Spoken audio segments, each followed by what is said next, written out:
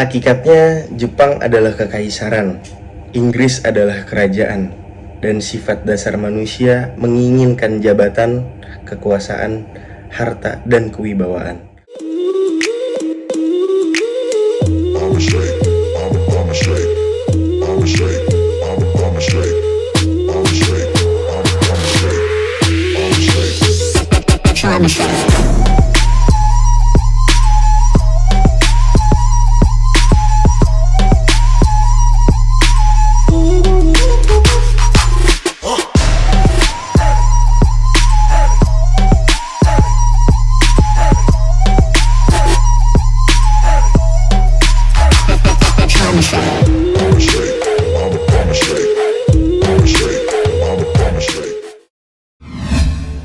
Bismillahirrahmanirrahim. Hamdan salaman amma ba'du. Assalamualaikum warahmatullahi wabarakatuh.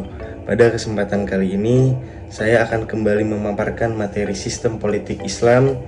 Pada materi ini, di materi keempat yang berjudul dengan pola politik Islam dan pola politik negara kekuasaan.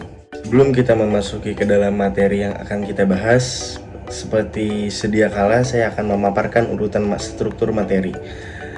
Dapat dikatakan materi pertama ini membahas tentang Islam dengan politik yang dapat menumbuhkan sistem pemerintahan di mana kaum muslimin tidak punya kebebasan dalam melakukan syariat Islam. Begitu juga sama halnya dengan politik tanpa Islam yang hanya akan mengagungkan kekuasaan, kosong dalam aspek moral dan spiritual. Materi pertama yaitu teori dan politik. Materi kedua yaitu hubungan pra dan hubungan negara di zaman modern. Materi ketiga yakni paradigma struktural dan paradigma non-struktural. Materi keempat tujuan pemerintahan, dan materi kelima yaitu kesimpulan dan penutup. Masuk ke dalam materi pertama, bahwasannya syariah hukum Islam sebagai politik sebagai wadah dalam syariah hukum Islam.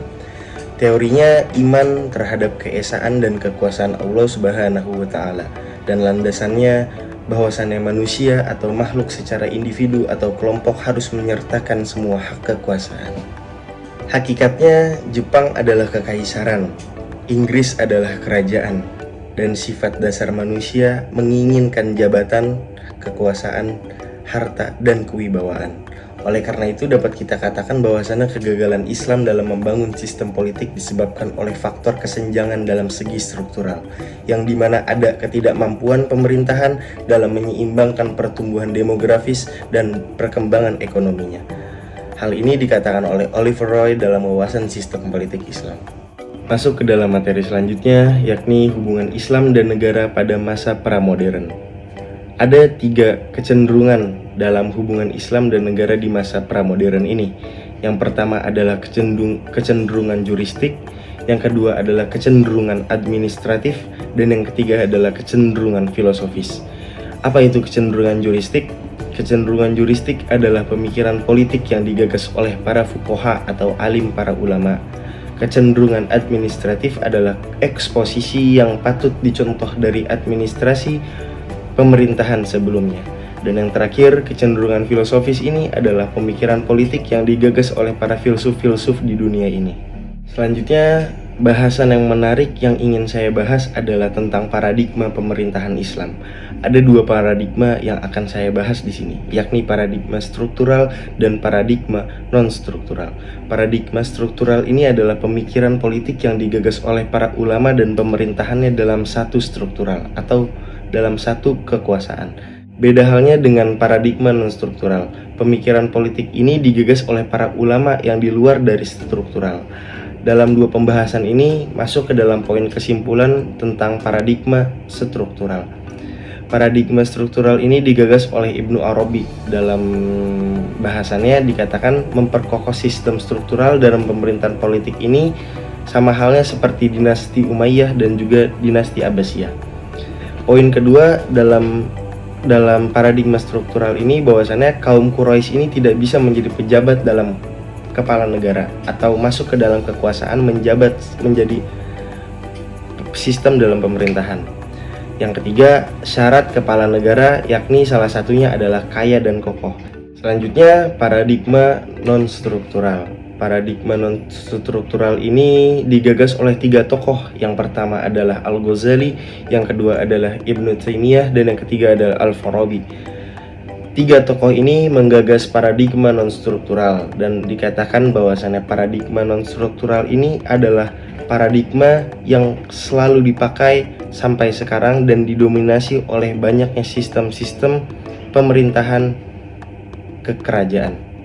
Yang pertama, poinnya itu bahwasannya adanya sumber kekuasaan dalam stigma paradigma non-struktural ini memiliki landasan dan kepercayaan Tuhan ini mengutus nabi dengan wahyu, lalu mengutus raja dengan cahaya ilahi, dan menggambarkan bahwasannya agama dan kerajaan adalah 2 saudara kembar dari ibu yang sama.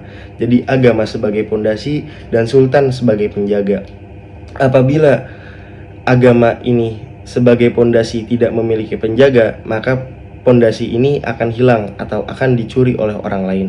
Dan apabila sebuah penjaga tidak memiliki pondasi, sama halnya dengan tong kosong nyaring bunyinya. Seperti yang kita ketahui bahwasannya syarat kepala negara dalam paradigma non-struktural ini yakni ada beberapa. Yang pertama, menurut Ibnu Taimiyah, 2 hal yang paling pokok yakni kekuatan dan amanahnya kepada Allah Subhanahu wa taala.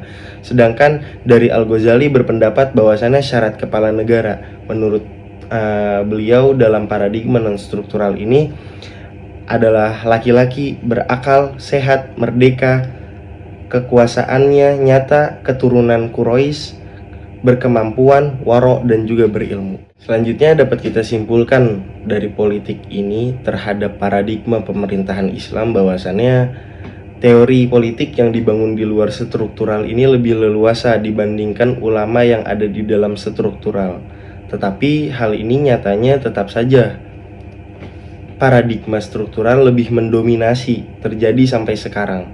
Seperti halnya adanya di Yogyakarta, di mana sistem kerajaan tersebut turun-temurun dari seorang raja turun kepada anaknya dan turun lagi kepada anaknya. Tentu halnya dapat kita nyatakan dan kesimpulannya bahwasannya paradigma struktural ini lebih mendominasi dibandingkan paradigma non-struktural. Poin selanjutnya adalah tujuan pemerintahan dalam pemerintahan Islam. Al-Farabi mengatakan bahwasannya rezim politik ini digolongkan menjadi 4 yang dihubungkan dengan tujuan, yakni kebahagiaan yang hendak dicapai. Dan dapat dipaparkan bahwasannya kita ketahui rezim itu adalah bentuk, aturan, dan norma budaya yang mengatur operasi suatu pemerintahan. Ada 4 rezim di sini. Yang pertama adalah rezim kebajikan. Rezim kebajikan adalah bahwasannya guna mencapai tujuan yang hakiki. Yang kedua adalah rezim tak beradab. Rezim tak beradab adalah pemerintahan yang tidak tahu apa itu bahagia yang hakiki. Dan yang ketiga adalah rezim tak bermoral. Apa itu rezim tak bermoral? Rezim tak bermoral adalah pemerintahan sadar pada bahagia yang hakiki, tetapi pemerintahan tidak memikirkan hal tersebut, dan pemerintahan tidak acuh terhadap hal tersebut. Dapat dikatakan mereka tak beradab terhadap rezim tersebut. Yang keempat adalah rezim yang kacau. Rezim yang kacau ini adalah rezim yang menyimpang dari capaian atau tujuan yang seharusnya kita capai. Poin terakhir dalam pembahasan kali ini yakni 3 respon hubungan Islam di masa kontemporer. Ada banyak sekali wajah dalam setiap manusia yang menggambarkan tentang Islam di masa kontemporer. Ada konservatif yang pertama, yang kedua modernis, dan yang ketiga adalah sekuler. Apa itu konservatif? Konservatif adalah di mana para manusia atau para makhluk sangat edik kepada Islam, sangat tertarik kepada Islam, ingin lebih mengutamakan Islam, ingin memprioritaskan Islam. Apa itu modernis? Modernis adalah bersikap netral, di mana manusia menyeimbangkan antara prinsip otoritasnya kepada sebuah pemerintahan dan kepada agama Islam.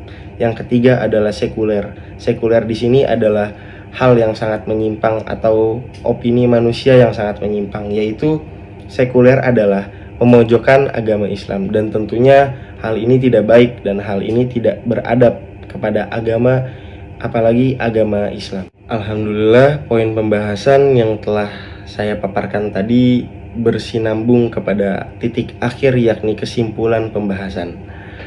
Dapat kita simpulkan bahwasannya Islam adalah agama yang dimana sistem pemerintahannya itu berbentuk monarki, dikuasai oleh raja yang satu dan dibantu oleh para khodim-khodimnya atau para pembantu. Dapat kita katakan, dapat kita simpulkan juga perihal poin stigma ini, dalam sistem pemerintahan Islam banyak sekali dominasi pro dan kontranya. Jalan baiknya atau titik terangnya adalah adanya toleransi dan kebijakan-kebijakan yang dapat diperbarui. Kurang lebihnya mohon maaf. Apa yang saya paparkan kebenarannya datang dari Allah dan kekurangannya dari diri saya pribadi. Wassalamualaikum warahmatullahi taala wabarakatuh.